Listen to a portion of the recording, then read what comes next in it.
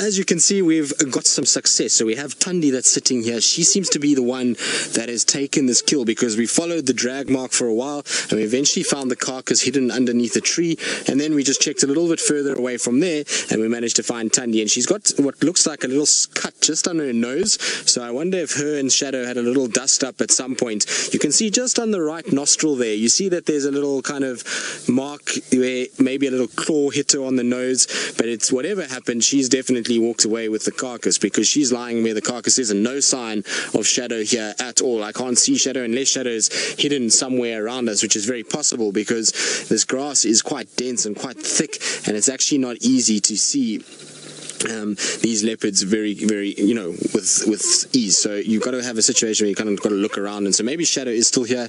Also, the way that Tandy is kind of panting, it's not like she seems as though she has eaten too much. So it's almost like she's expended a lot of energy at some point. And is now kind of tired out a little bit, but luckily we also followed that impala's gaze, because where that impala was looking was roughly in this direction, and it's a lot further than I would have thought they would have gone, because I would have thought that Tandy would have or Shadow would have kind of dragged it into a bush close by, but we're far inside this block. We've gone probably, I would say, maybe 150 meters from where we started, or where Scott had them this morning. So it is a long way from where we are right now, which is in terms of carcass kind of dragging, but the carcass itself is tiny. There's really only a head and two front legs that is left, and that would be something that would be scoffed down in an instant, and if Tingana was here, that would have been a light sort of starter for him.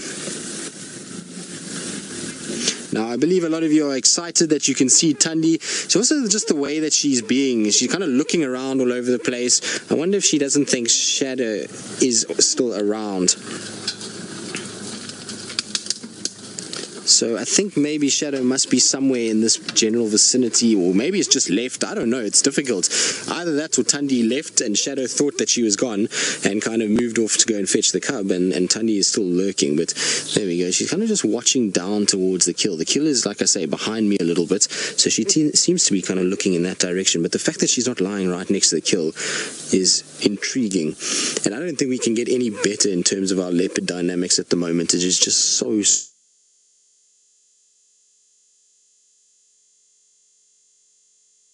between Karula and her success rate, and Hosanna and his way of interacting with others, and then we saw yesterday Shadow as well as Tandy kind of interacting with Tingana as well. So it's just all these different things, as well as Hosanna. So there's all these different things that have been happening, and it's been absolutely epic to follow the saga of this lineage. Now, Francis from Israel, you're wondering where Shadow's cub is. So not Barbara. I'm not quite sure where she is. She's somewhere probably left behind by Shadow when she went off hunting, and it's an interesting sort of discussion, because I'm not sure if Tandy killed this or Shadow killed it and who robbed who, but either way, there's a situation where both sisters were here. So I think both of them went off hunting and then they've come together, and that's why we don't see the cubs here. Maybe that's why Shadow is left, is to go back. But Tandy seems as though she's quite full. She seems as though she does have a bit of food inside there. You can see she's still producing milk. She's got a bit of a sort of sag to that belly, and she's now going down towards the carcass. So if Shadow was around, this would definitely trigger her to start coming out and showing herself.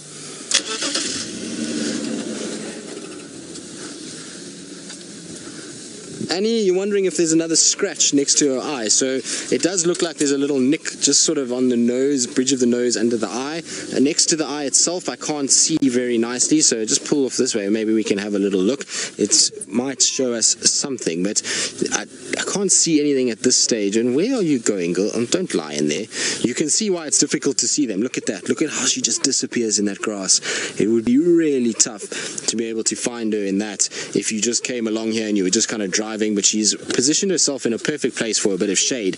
I can tell you that it is very hot today, and so there does look like a gash on the eye, doesn't there? A nice little gash over that, or just under the right eye.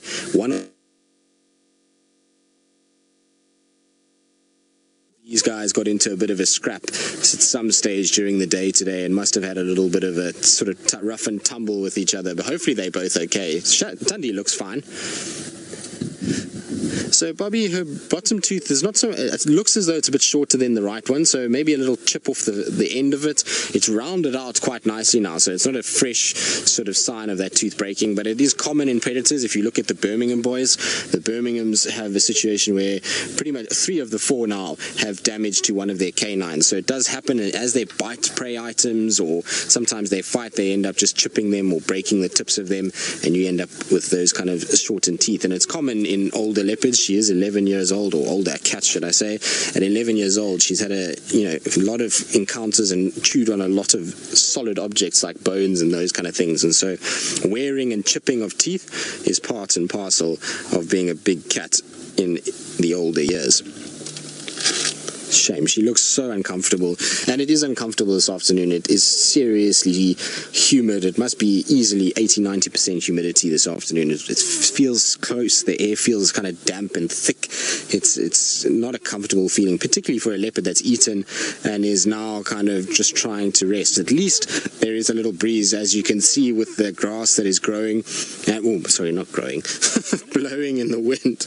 Growing and blowing, they sound the same, Fergus, don't give me trouble. So at least you can see there's a bit of a breeze with all of them. Anyway, we'll sit here with Tandy a while longer, see what happens. Maybe Shadow arrives with not Barbara, and we have a situation where we get another standoff, but I think maybe they have left, and hopefully Tandy will take that kill and come out a little bit further. But while we sit here and enjoy, let's go back across to Taylor McMuddy and see whether or not she's come across any mud wallows at some stage during her afternoon.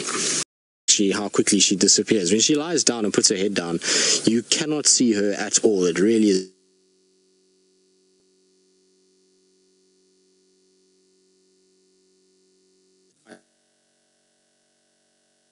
She's breathing heavy, her stomach is full, it's hot, and I think she's waiting for it just to get a little bit cooler and darker before she'll then get up and fit.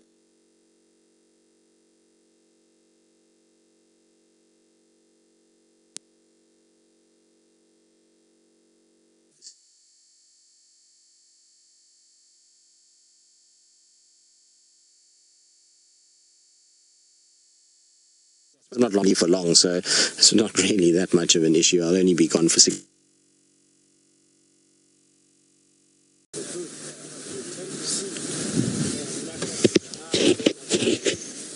So Tandy is still in amongst the grass. You can see every now and then she's just having a little look, but she is not that.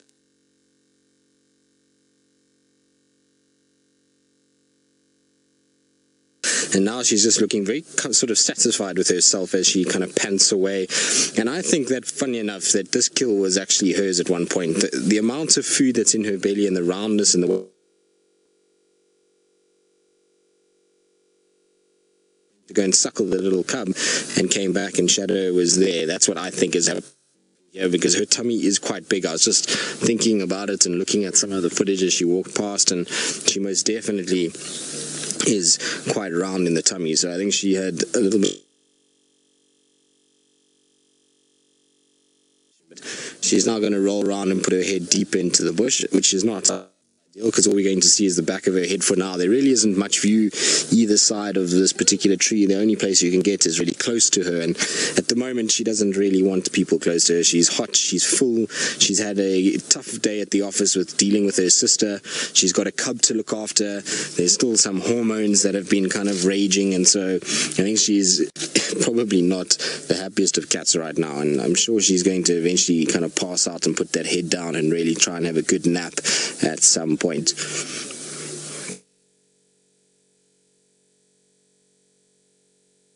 You're wondering what the purpose of the whiskers are. Well, the whiskers are sensory, so it's much like ears, eyes, noses, is that it helps them in their environment to detect what is going on around them. So whether that be being able to pick up vibrations through the grass of animals that are moving within a certain area that she's in, and hunting particularly in the dark, she's able to pick that up, and so it helps her at night to avoid not only kind of into things, but also to be able to just pick up if there's any movement up ahead of her that she might not be able to see, so things like little mice or rats or those kind of things. So that's why she would do it. Now she's up and moving. Nope, she's repositioning herself just to be able to get a better eye on what's going on, and that's much better for us. That's absolutely perfect for us now, because we can at least see her beautiful eyes that she's got. She really is a pretty cat. I mean, she can be a handful, and she can be sometimes a little on the grumpy side, but I absolutely love her. I think that's part of the reason why I enjoy spending so much time with her, is because she has this sort of feisty nature, and you've got to have your wits about you when you're with Tandy and make sure that you're respectful, and just reminds you that, you know, we get so spoilt with animals like Hosana, where he just doesn't really care at all, and even Shongila and Karula, whereas she's a little bit more kind of, you've got to keep your distance, and you've got to remember that these are in fact completely wild, and that they are animals that deserve to have their own space and their own way of doing things. So it's part of that reason is why I like her. Drive around here and see these animals, and they are habituated, that it's also mindful to just kind of know that they are also wild and can potentially be dangerous. That, and the fact that she does this out of sheer protection of not only herself but of her offspring, so she's incredibly good at keeping herself safe as well as her family, and that's why I like kind of watching her. And like I say, she's also a very pretty cat, but you can see how her eyes are fixated on that car that came round. She's just watching them and seeing, and I wouldn't be surprised she starts to snarl at them at some point soon. Anyway, we'll sit with her a while longer. She's hopefully Makurdi, who I think has got one of the largest animals we get out.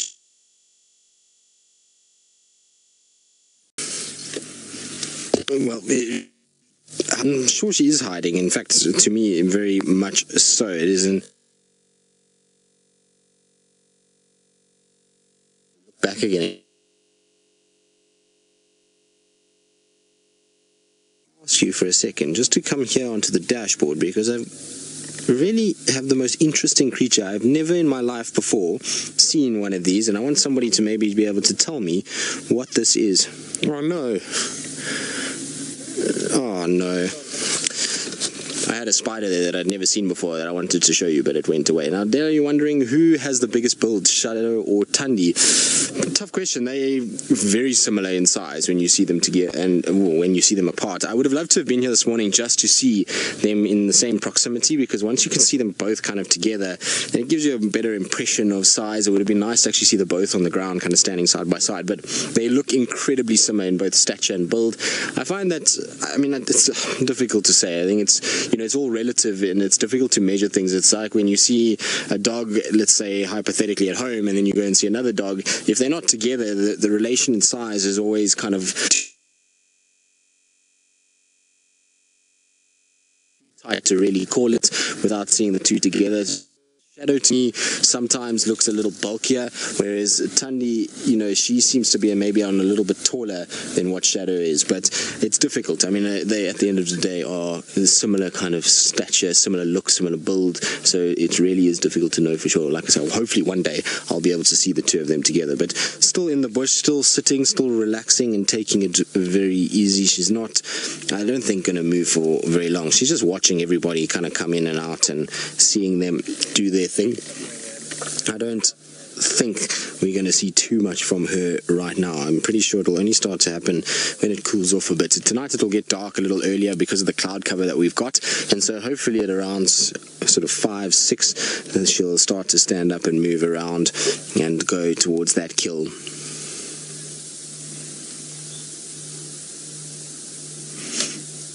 Karen, you're wondering what the size of an area is that Tandy and Shadow are fighting over at the moment. Well, it's difficult because both of their territories have changed so much, and it's difficult to know how far Shadow is trying to push and how far Tandy is trying to push. But essentially what they're fighting for is the Mulawati riverbed from the southern boundary all the way to sort of Djuma's lodge, and that distance in terms of a north-south distance is not very far at all. It's probably just over 1.5 miles, maybe 2 miles in total. But in terms of the fringes of that, so going east-west from the riverbed, it's a little bit more. But what seems to be happening is Tandy seems to be kind of taking the eastern,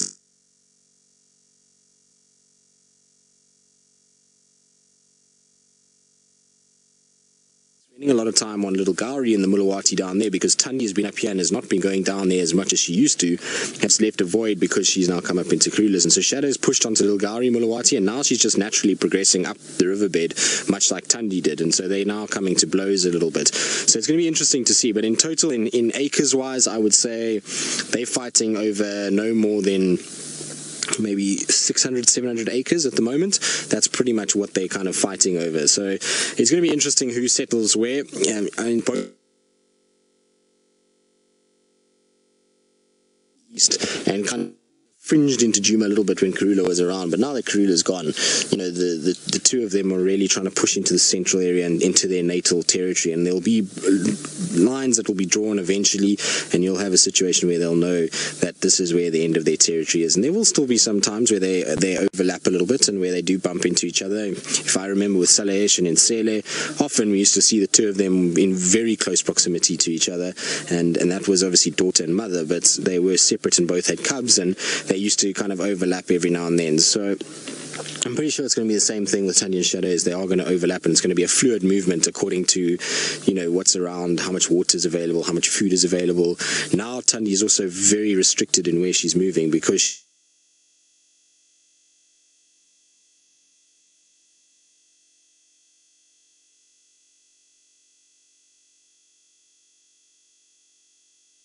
going to be here, and she's going to defend this with all that she can. And the reason why is because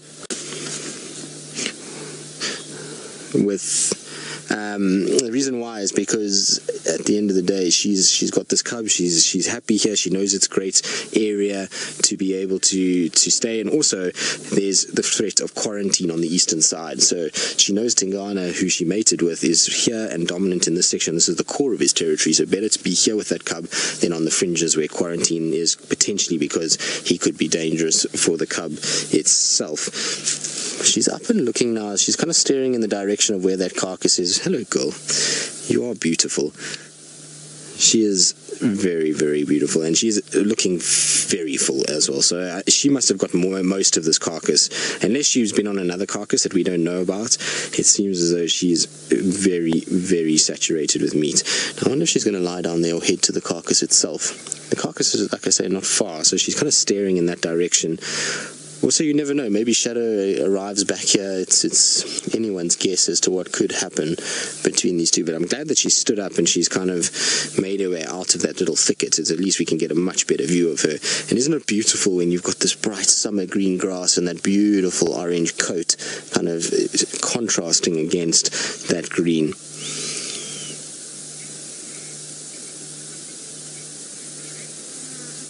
So, Tom, you're wondering if we know whether the cub is nearby or not. No, we don't know. So we have no idea actually even where the den is at the moment. We surmise that it's still in the similar area to where we last saw the cub, but given that she was moving it around the last time we saw it, we don't actually know 100% sure where the den is, and that's why it's important for us to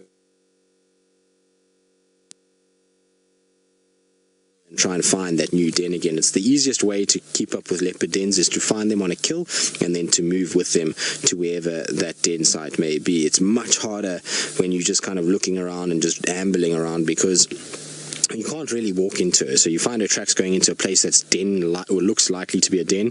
You have to just leave it there. You can't really do much about it, because you're going to have a situation where you're going to get yourself into a lot of trouble. So it's better to, you know, follow them from carcasses and then work out where the dens are.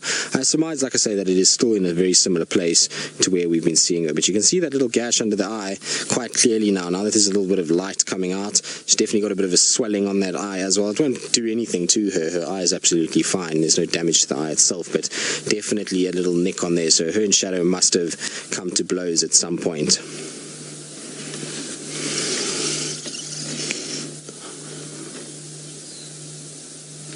So Aiden, you're wondering where she sleeps, and Aiden is 6 years old. Well, Aiden, she sleeps anywhere that she really wants, so she tries and finds normally a shady place, because she sleeps a lot during the day, so she'll try and find a little shady area, like where she is now underneath the tree. She can get in there and then she can stay out of the way of the sun. Sometimes she'll sleep in a tree, Aiden. If it's very, very hot and there's lots of insects and she's got food, then she puts it up in the tree and she can lie in the tree and stay nice and cool up there.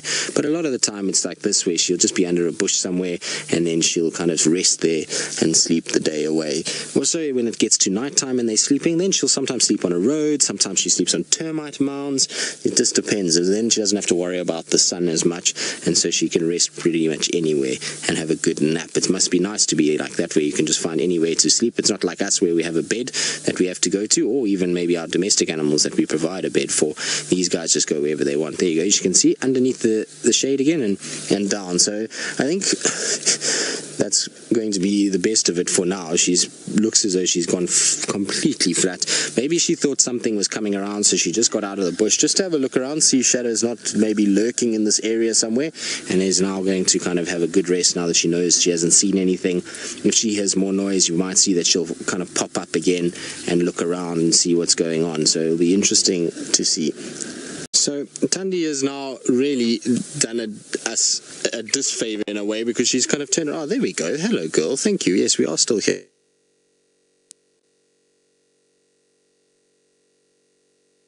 Got at the moment are these two ears sticking out of the long grass, and so hopefully she is going to get up. There we go, that's better. Thank you, girl. It's just much nicer that we can see your face, albeit very obscured behind a lot of green grass. At least we can see some spots. Completely now that all the vehicles are gone and it's just us, she is far more chilled with life. She's just taking it very easy. She hasn't snarled once at us, and she's been catching a few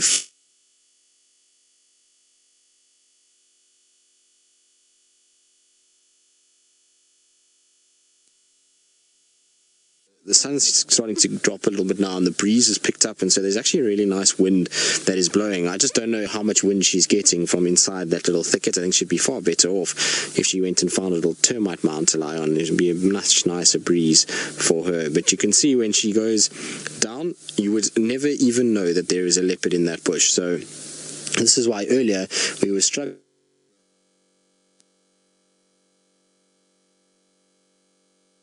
to try and find a leopard, and that's why they are so difficult to spot and why they hide in right underneath your nose. So sometimes we'll be following a leopard and we say that we've lost it, and this is the reason why, is because they just go down into something like that and you have absolutely no idea where they are, and it's just a bit of chance if you happen to see a bit of movement or they pop up their head or something like that, that you can see where there the eyes are just well as ambush predators when they get in places like that.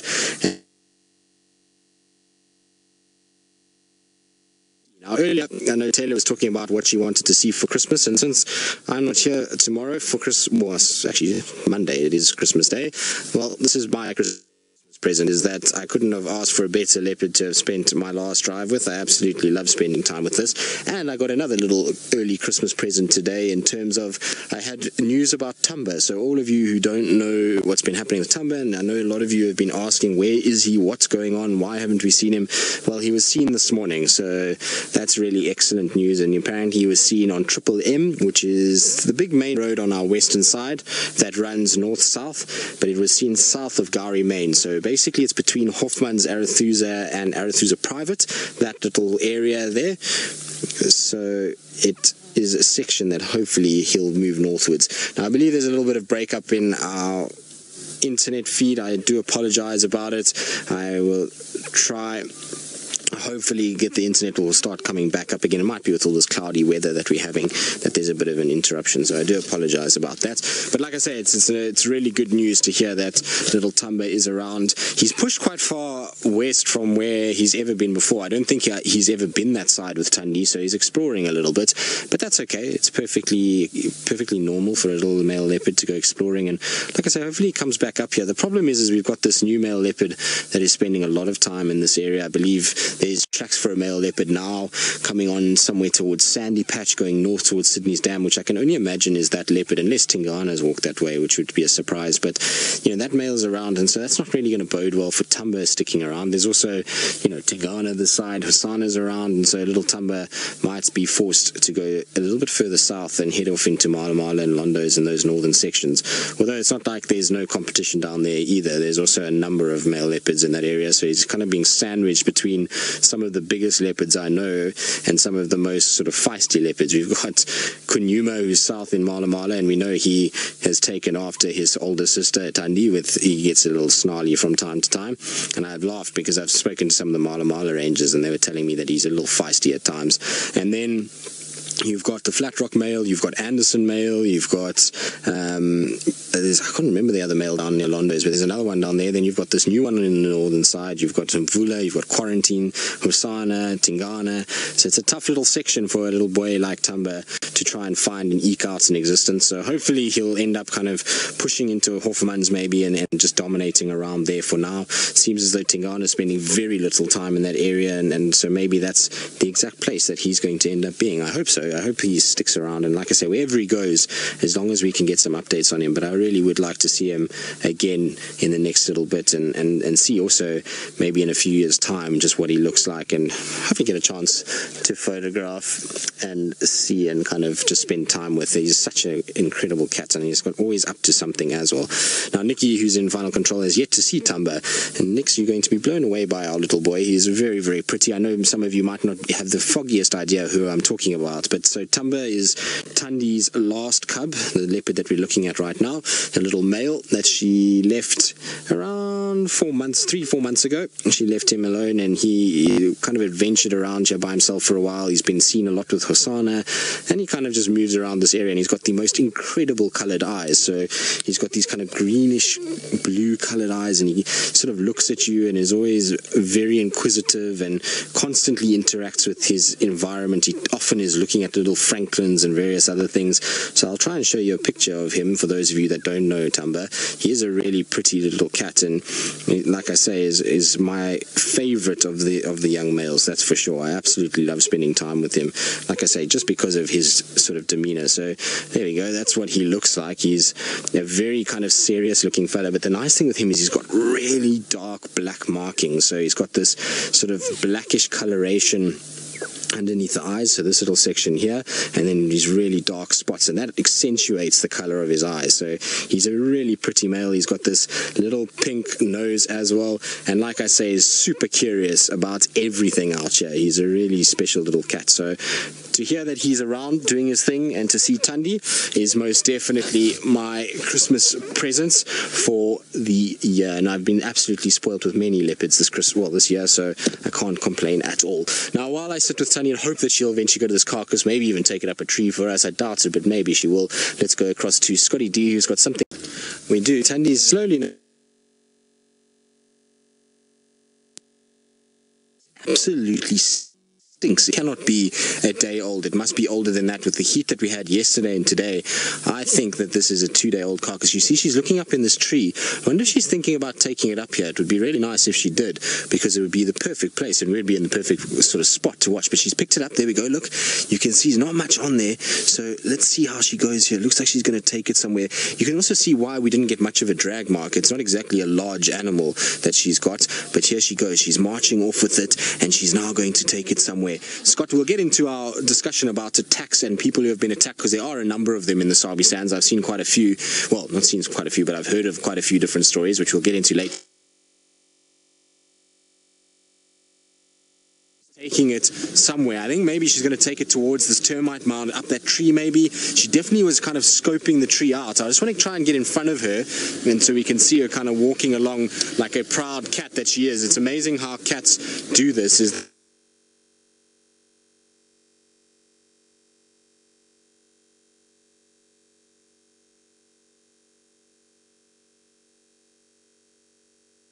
Now you can see the impala, look at him, he's in front still watching. He's now seen this leopard and is snorting. She's got it still in her mouth, so she's coming up to this tree. I think she's going to go up one of these marula trees. That's where I think she's going to go. This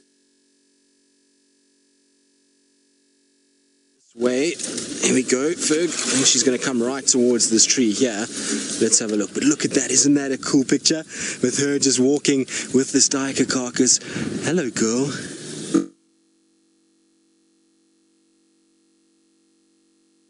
Lush grass, walking with a big meal in her mouth. I mean, it's not huge compared to that impala she killed.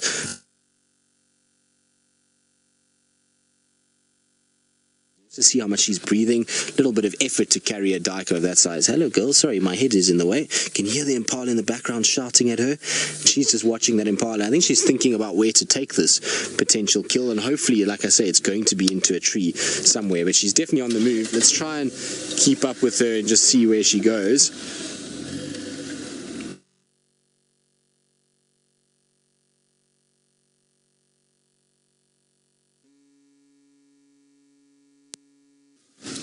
So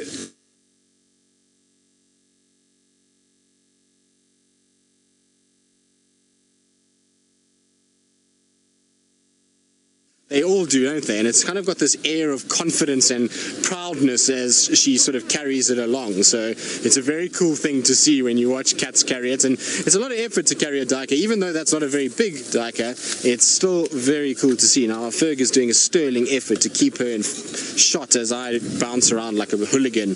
There's the impala in the back. You can see the impala's busy shouting. Look, how cool is that?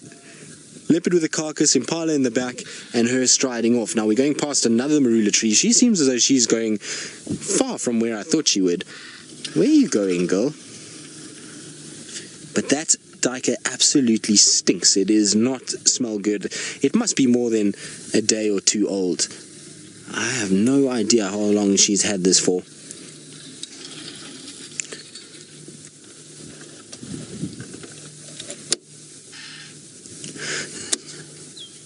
So Sydney's 7 years old, whose question has been sent through by Lisa, who I suppose is Sydney's mom. You want to know how fast a leopard can run, because leopards are your absolute favorite. Look, she's going towards the tree. We'll get to that now. So a leopard can run at about 60 to 70 kilometers an hour. So in miles, it's about 30 miles. But look, she's going. There she goes. Look at that. How amazing. Isn't that epic? Oh, cool. Well done, girl. That is so cool. That was perfect positioning as well for her to go for marula. That is absolutely spectacular. Well done, girl. That was very graceful as well. Far more graceful than sometimes some of the other animals that I've seen climb, like the lions in particular. Yes, impala, we know. We also see the leopard. Oh, don't drop it. That wasn't very graceful. We're just singing her praises, and then she make a little bit of a mistake. But now she's kind of put it up there.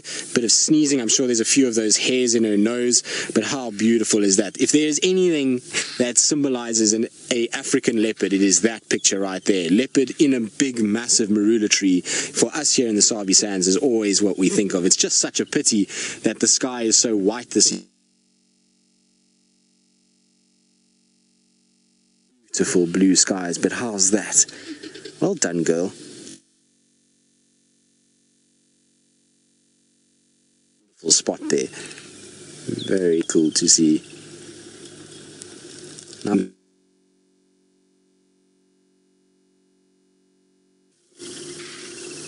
let's go and suckle the cub for a bit. Sometimes she'll do this. You kind of see she's backing away a little bit. It doesn't look like she's actually going to even feed off it. So I wonder if this is the kind of plan, is to maybe go and see if she can suckle the little one and leave that up there and then come back later. The thing is with this impala shouting like it is now, maybe that's also going to draw the attention of some of the other cats around, and they could potentially then come into this area. Let's see where she's going to go. It looks like she's going to jump onto the other side, or is she going to come down again?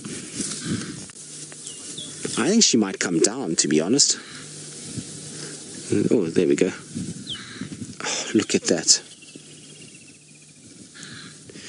Ladybugs and daisies, I think I got this right. You want to know who is this cat? Well, this cat is Tandy. So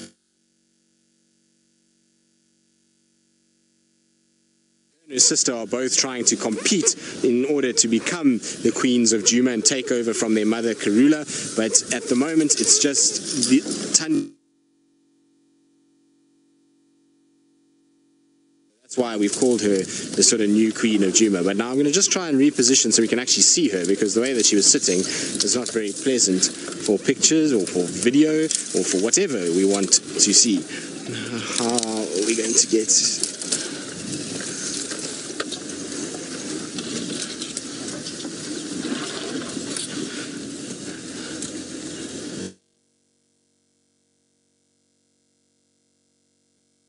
animals by watching the show? Well, yes, we do have a situation where we see rather a number of dead animals, and particularly in the Mara side of life, there seems to be dead animals there daily. So it is a tough reality of nature and why it's so hard for a lot of these animals to survive out here. But it just goes to show that being out in the wild is not an easy prospect for any animal, carnivore, prey animal, and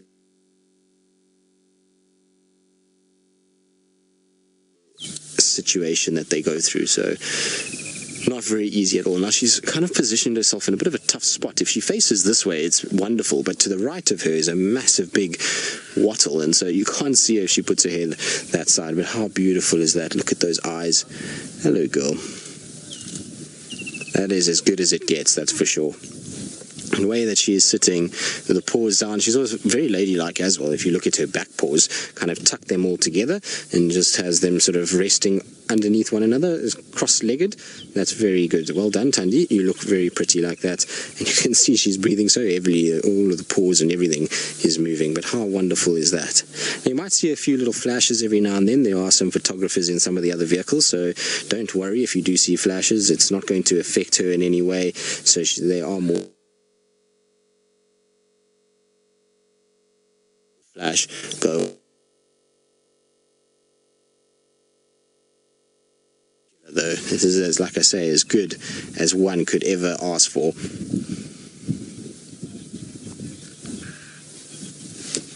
How cool is that? Like I say, quintessential leopard, that's for sure. For Sabi Sands at least, marula tree leopard up in it is as good as you could possibly ask for.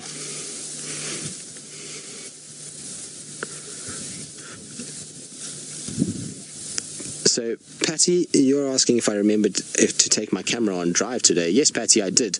But unfortunately, we're not allowed to take photos when we're live. So there's no photos for me at the moment. And unfortunately, we probably won't get too many of them because while she's moving around, it's better to be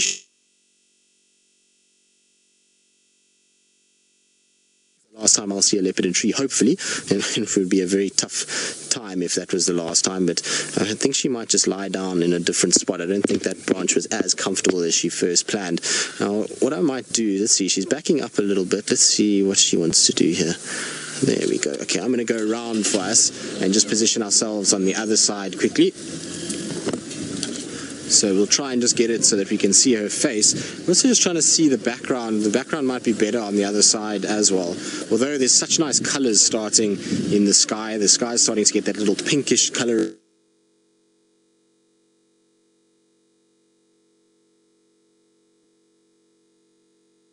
Work with. Look at the size of that marula tree as well. It's one of the real big marula trees that we get out here. Excuse the little aerial bounding around. There we go.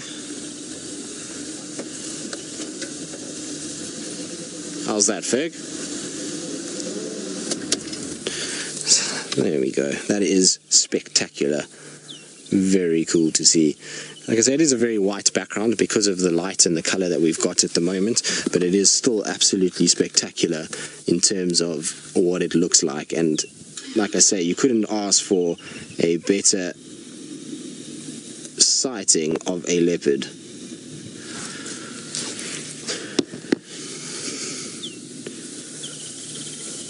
Tina,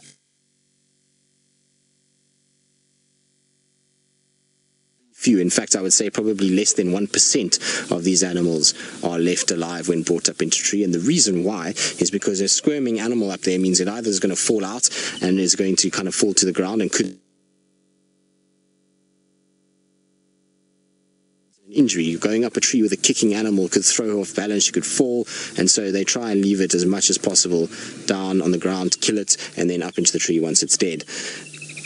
And also, if she is going up there with a kill that is alive, it's generally because hyenas are around, but it would be very seldom. Like I say, I've personally never seen anything other than maybe like a little squirrel being taken up into a tree, but never anything substantial being killed in the tree itself, mostly on the ground and then up into the tree once she's finished killing it.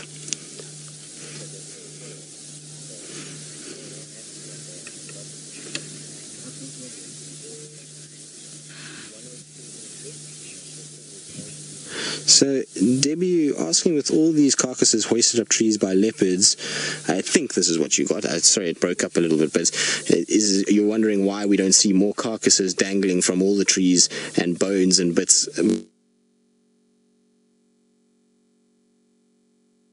leopard's not going to leave a carcass just dangling in a tree. It's going to eat every little morsel that it can get in order to make sure that it's kind of getting as much nutrients as possible. And so they don't leave anything for chance. And what they don't what they're not able to eat tends to fall, and the hyenas then clean it up. So you every now and then might find a little bit of a carcass dangling for a few weeks, but it's very seldom that any leopard abandons a carcass in a tree. They try and keep that as much as they can to them to feed on and to try and get as much sort of nutrients out of it as possible.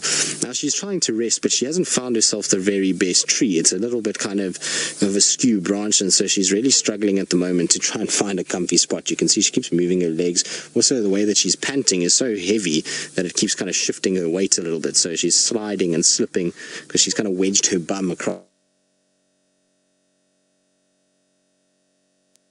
That's why she keeps moving her back legs.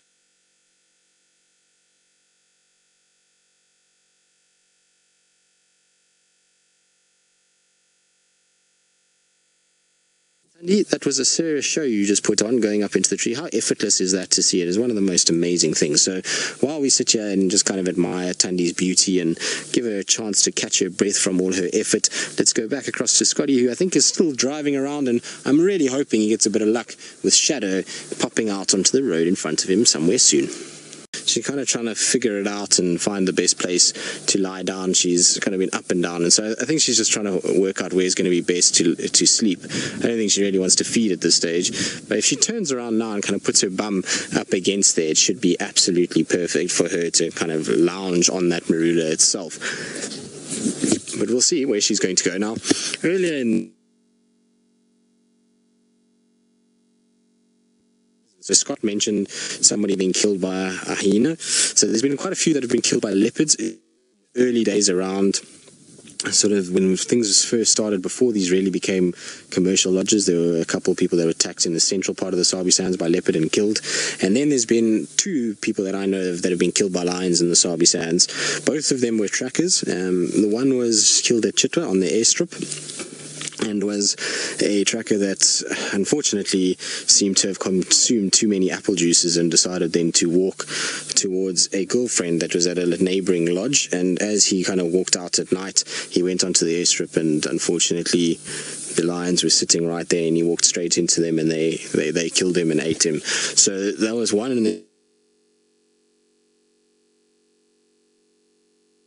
unfortunately, it's not ideal when these things happen, and it's never nice to hear about. But yeah, both of them have happened before. All right, let's just quickly reposition ourselves once again and just get ourselves onto the other side so we can see her face, because I'm pretty sure she's going to lounge there, and it will be better from that other side. It's going to make us work for this, Tandy. She's not going to just sit in one place. She's decided that she's a little bit on the sort of restless side of life, and so we might as well just come around and see if we can move through into this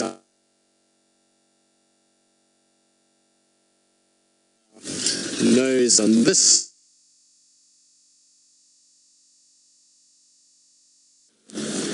Let's see, maybe somewhere right there. That's the cleanest picture we're going to get. Hopefully she gets her head onto the other side. At the moment, her head is kind of facing...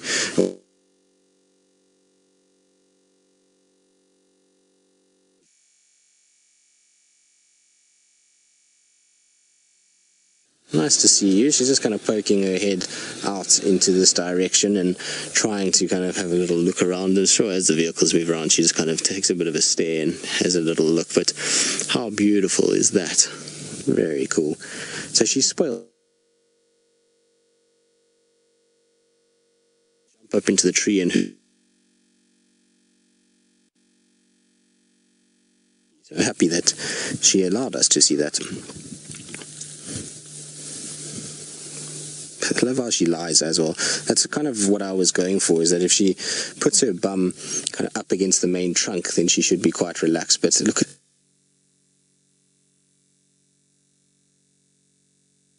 as to just how large that tree is. I mean, you see when we go out like that, there's the tail sticking out. It's a seriously impressive marula tree, and one that you would want to see around us. I do apologize about it. It's unfortunately, when we get stormy weather, they tend to be far more prevalent than when it's nice, kind of calm weather, and so I do apologize that there are a few gremlins out and about at the moment. Hopefully they will disappear by tomorrow, and we'll have a situation where everything is far more stable. Things, cloud cover, humidity, they all affect the way signal is broadcast, so it does happen from time to time, unfortunately. But that is one content cat. Look at those little eyes closed, kind of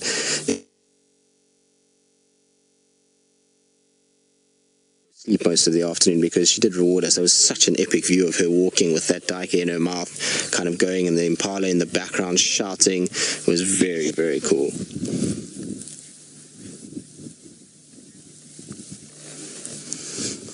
Paula, you're wondering if leopards fall. Do they always land on their feet like house cats? Well, the leopards that I have seen fall out of a tree, yes, although it depends on what's going on. I have seen a video of two male leopards fighting, and the one fell out while they were fighting, and he landed actually squarely on his tail.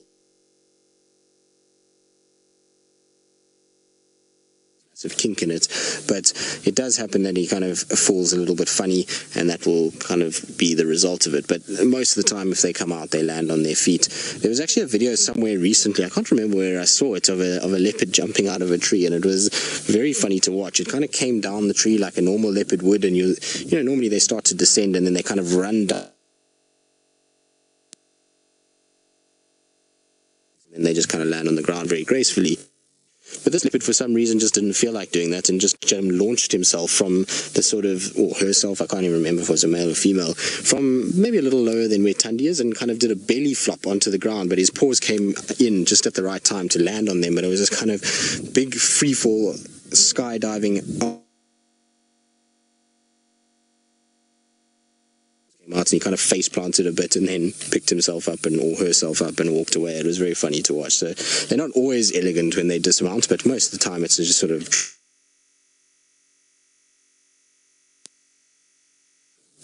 Tandy, your face is not in the best place, and it's a difficult angle with these branches. Weeping wattle, and so you can't actually really get round into that area. There's just this big bush in the way, so it's a bit difficult. It's kind of the best angle that we've got for now.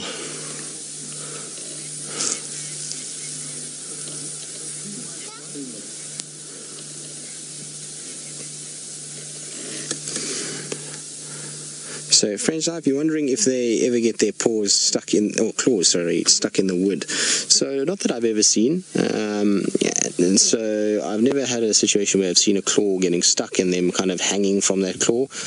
But I would imagine if it does bite in a little bit, there might be a bit of breakage that happens. There's definitely claws, wool, the tips will get broken from time to time. And I have seen, you know, when kind of going up in a rush, sometimes and they lose that claw and it will then grow back. It's like breaking your nail, effectively. So they can lose claws like that, but they definitely, it's not common to see a leopard's claw digging into the bark. At the end of the day, they're not trying to dig them in so deep that they, you know, can't get them out again. It's just to provide a bit of grip. So it's like a little running spike.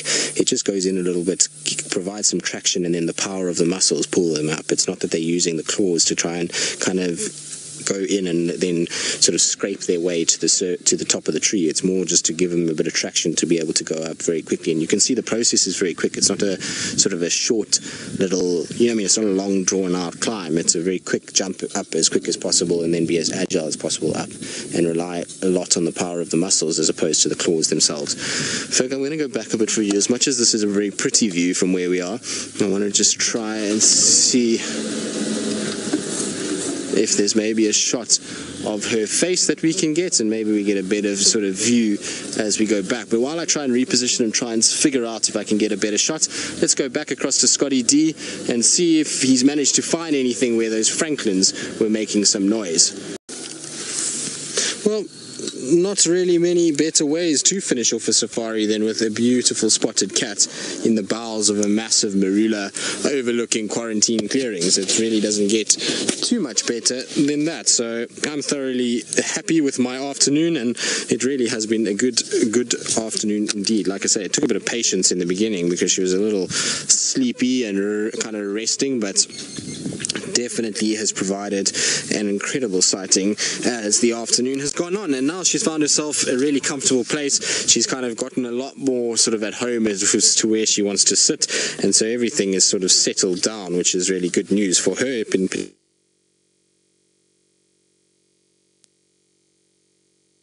And I don't think she'll be here in the morning. I think it's a situation that she'll probably move off, given that there's really not much food there at all.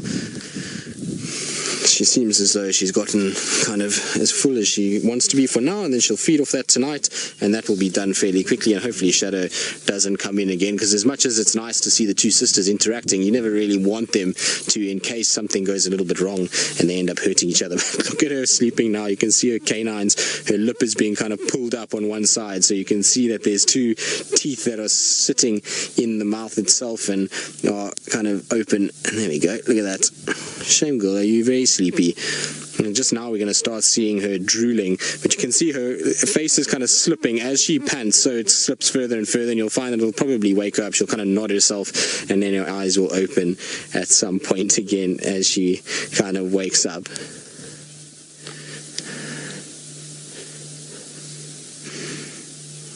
Lorena and many other viewers are all wishing us a happy celebration tonight and a very nice time as a Christmas crew enjoys this time of the year, and I'm sure it will be. I'm sure there's going to be lots of fun had by all, and most definitely if Scotty's around, that's always lively, and so I'm sure we will have a wonderful time this evening. Fergus, you think we're going to have fun? Oh yeah, we always have fun. You're right. Christmas crew spirit is what